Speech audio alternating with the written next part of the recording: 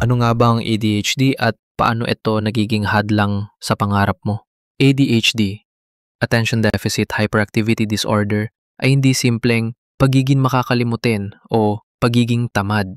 Ito ay kondisyon kung saan nahihirapan kang mag-focus, mag-manage ng oras at tapusin ang mga nasimulan kahit gusto mo naman. Paano ito nagiging hadlang? Hirap magsimula kahit malinaw ang plano. Nawawala ang momentum bago matapos. Laging natatabunan ng distractions ang importanteng gawain. Nauubos ang oras sa pag-overthink kaysa sa paggawa. Maliit lang sa simula pero kapag araw-araw nang inuubos ng ADHD ang oras, energy at focus mo, unti-unti nitong tinutulak palayo ang pangarap mo.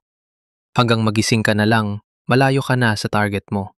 Pero tandaan, hindi ka tamad, hindi ka sira. May paraan para lumaban. Magsimula sa maliliit na hakbang at maghanap ng sistema na babagay sa'yo. Comment laban kung ready ka nang bawiin ang focus mo.